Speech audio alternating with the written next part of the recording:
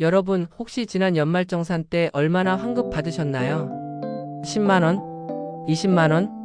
아니면 오히려 토해내셨나요? 제 주변에 계신 분이 작년에 이렇게 말씀하셨습니다. 나는 매년 성실하게 일하는데 연말정산만 되면 왜 항상 돈을 더 내야 하는 거야? 그런데 알고 보니까요. 그분은 매달 300만원씩 버시는데 공제받을 수 있는 항목을 거의 몰라서 한 푼도 신청 안 하고 계셨던 겁니다. 제가 딱 1시간 동안 알려드렸더니 그 다음 해에는 80만원을 환급 받으셨어요. 여러분, 연말정산은 어려운 게 아닙니다. 딱 10가지만 알면 여러분도 수십만원에서 100만원 이상 더 돌려받을 수 있습니다. 오늘은 제가 여러분께 꼭 맞는 연말정산 실전 꿀팁을 아주 쉽게 정리해드리겠습니다. 어려운 용어는 하나도 안 씁니다. 그냥 딱 필요한 것만 알려드립니다. 이 영상 끝까지 보시면 올해 연말정산 때 여러분 지갑이 두둑해지실 겁니다. 시작하기 전에 오늘 영상이 도움되신다면 좋아요 한번 꾹 눌러주시고요. 구독 버튼도 눌러서 알림 설정까지 해주시면 정말 감사하겠습니다. 자, 첫 번째로 가장 중요한 얘기부터 드리겠습니다. 여러분, 신용카드 많이 쓰면 연말정산 때 환급 많이 받는다고 생각하시죠? 반은 맞고 반은 틀립니다. 핵심은 이겁니다.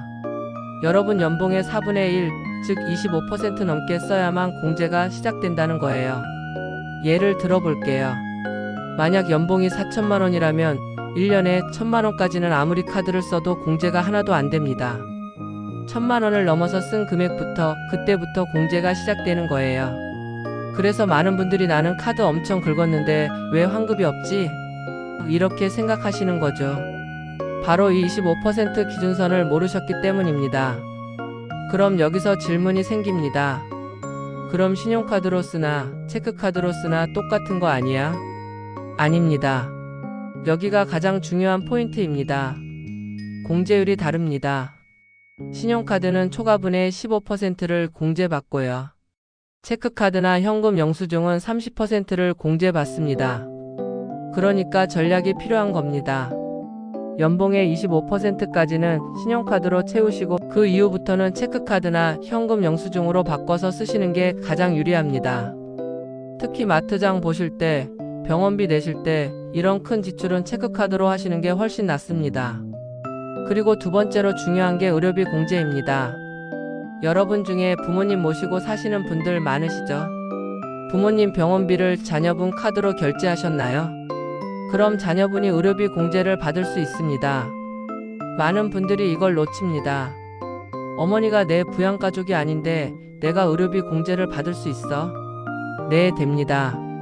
핵심은 누가 실제로 돈을 냈느냐입니다. 부모님이 따로 사시든 같이 사시든 상관없어요. 내 카드로 내 돈으로 결제했으면 내가 공제받을 수 있는 겁니다. 그리고 또 하나 놓치시는 게 있는데요. 라식 수술, 라섹 수술 같은 시력 교정 수술 비용. 이것도 의료비 공제됩니다. 임플란트, 틀니, 치아 교정 비용도 마찬가지입니다. 자녀분들이 치아 교정하셨으면 그 비용도 전부 공제 대상이에요. 영수증 꼭 챙기셔서 제출하세요. 저희 세대는 병원비 지출이 제일 큰데 이걸 모르고 그냥 지나가시면 정말 아깝습니다. 특히 올해 병원 많이 다니신 분들은 꼼꼼하게 영수증 챙기시면 환급액이 확 달라질 겁니다. 자, 이제 세 번째 항목입니다. 부양가족 공제에 대해서 정확하게 알고 계셔야 합니다. 많은 분들이 이걸 헷갈려 하세요. 우리 어머니 연금 받으시는데 내가 부양가족으로 올릴 수 있나? 우리 아들 알바 좀 했는데 그럼 공제 못 받는 거야? 이런 질문들 정말 많으십니다. 정답을 딱 알려드릴게요. 부모님은 연간 소득이 100만원 이하여야 공제 대상이 됩니다. 만약 근로소득이 있으시다면 총급여 기준 500만원 이하여야 해요. 기초연금 받으시는 건 소득으로 안 잡힙니다. 그러니까 기초연금만 받으시는 부모님은 공제 대상이 되실 수 있어요. 그런데 만약 국민연금 같은 다른 연금을 많이 받으시면 100만원을 넘을 수 있으니까 확인해 보셔야 합니다. 그리고 자녀 공제는 이렇습니다. 20살 이하 자녀는 아르바이트를 하든 뭘 하든 무조건 공제 대상입니다. 20살 넘은 자녀는 연소득 100만원 이하일 때만 가능합니다. 대학생 자녀가 과외나 알바로 조금 벌었다면 소득 확인해 보시고 100만 원 안 넘으면 공제 올리시면 됩니다. 여기서 중요한 게 또 하나 있습니다. 형제 자매가 여럿이면 부모님 공제를 한 명만 받을 수 있어요. 중복은 안 됩니다. 그러니까 형제들끼리 누가 받을지 미리 상의하셔야 해요. 일반적으로는 소득이 제일 높은 자녀가 받는 게 환급액이 더 큽니다. 네 번째는 월세 공제입니다. 이건 특히 자녀분들이 독립해서 혼자 사시는 경우에 해당됩니다. 월세 공제는 조건만 맞으면 환급액이 상당히 커요. 조건은 이렇습니다. 첫째, 총 급여가 7천만 원 이하여야 합니다. 둘째, 임대차 계약서에 본인 이름이 있어야 해요. 셋째, 주민등록상 주소도 그 월세 집이어야 합니다. 이 세 가지만 충족하면 월세로 낸 돈의 일정 비율을 세액 공제받을 수 있어요. 특히 젊은 자녀분들 중에 직장 근처 오피스텔 얻어서 사시는 분들 많으시죠? 오피스텔도 월세 공제됩니다. 이거 모르고 신청 안 하는 분들 정말 많아요. 조건만 맞으면 연간 10만 원에서 60만 원까지 환급받을 수 있으니까 자녀분들께 꼭 알려주세요.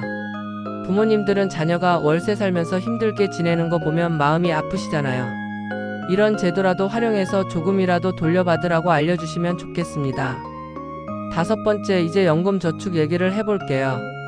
여러분 중에 은퇴 준비하시는 분들 많으시죠? 50대, 60대면 노후 자금 걱정 안 하시는 분이 없으실 겁니다.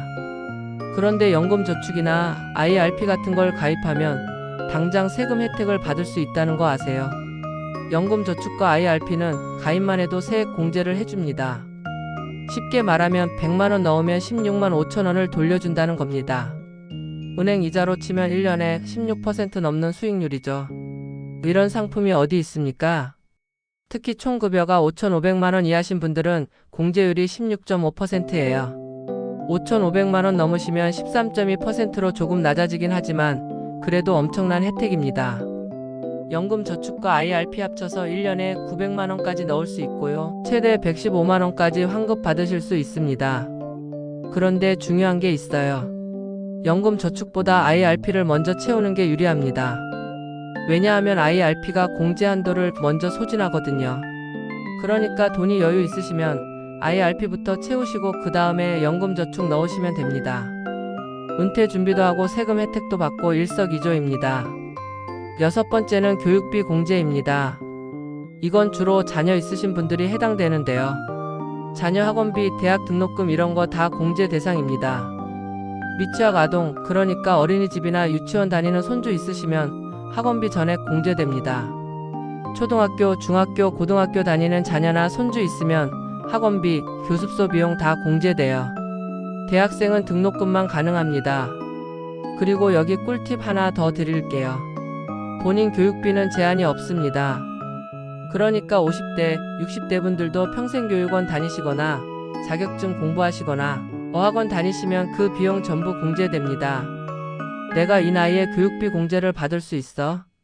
네, 됩니다. 배움에는 나이가 없잖아요.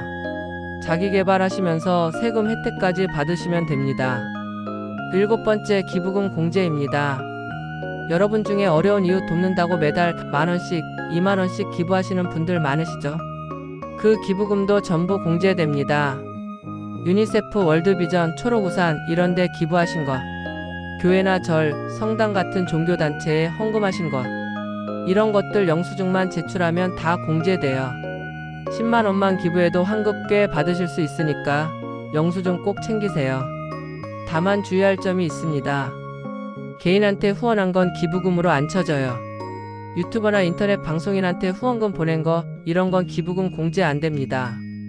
정식으로 등록된 비영리 단체나 종교단체만 가능하다는 거 꼭 기억하세요. 자, 이제 여덟 번째입니다. 대중교통비와 전통시장 사용 금액도 공제율이 높다는 거 아세요? 버스 타고 지하철 타고 다니시면서 교통카드 찍으시죠? 그거 전부 공제 대상입니다. 일반 신용카드는 공제율이 15%인데 대중교통은 40%예요. 엄청난 차이죠.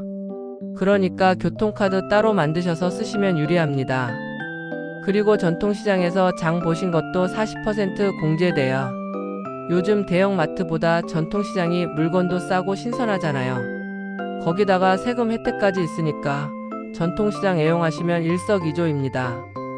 또 책 사시거나 공연 보신 것도 30% 공제됩니다. 여러분 세대는 책 많이 읽으시고 문화생활 즐기시잖아요. 그런 것들도 다 혜택 받으실 수 있다는 거 꼭 기억하세요. 9번째, 맞벌이 부부 전략입니다.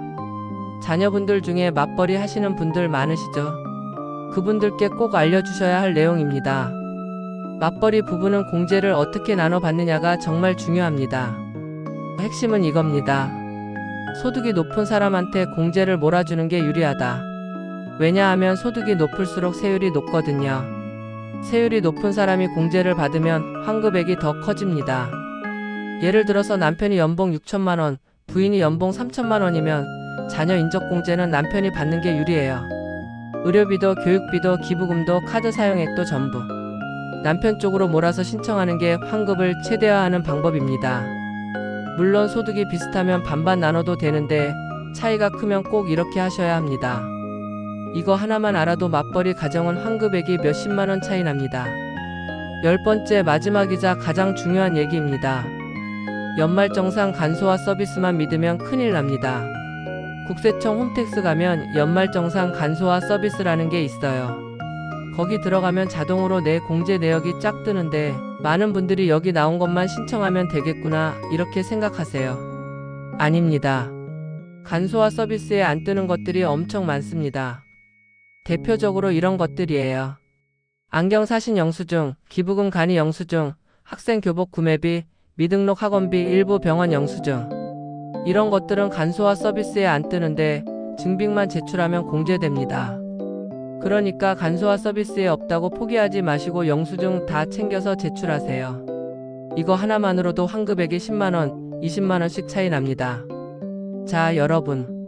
오늘 제가 말씀드린 10가지 항목 다시 한번 정리해 드릴게요. 첫째, 신용카드는 연봉의 25%까지만 쓰고 그 이후는 체크카드로 바꾸세요. 둘째, 의료비는 누가 결제했느냐가 중요합니다. 영수증 꼭 챙기세요. 셋째, 부양가족 공제 조건 정확히 확인하시고 형제들끼리 중복 신청하지 마세요. 넷째, 자녀가 독립해서 월세 살면 월세 공제 꼭 챙기라고 알려주세요. 다섯째, 연금저축이나 IRP 가입하면 당장 세금 혜택 받습니다. 여섯째, 교육비는 나이 상관없이 본인 것도 공제됩니다. 일곱째, 기부금 영수증 모아서 제출하세요. 여덟째, 대중교통과 전통시장 사용하면 공제율이 높습니다.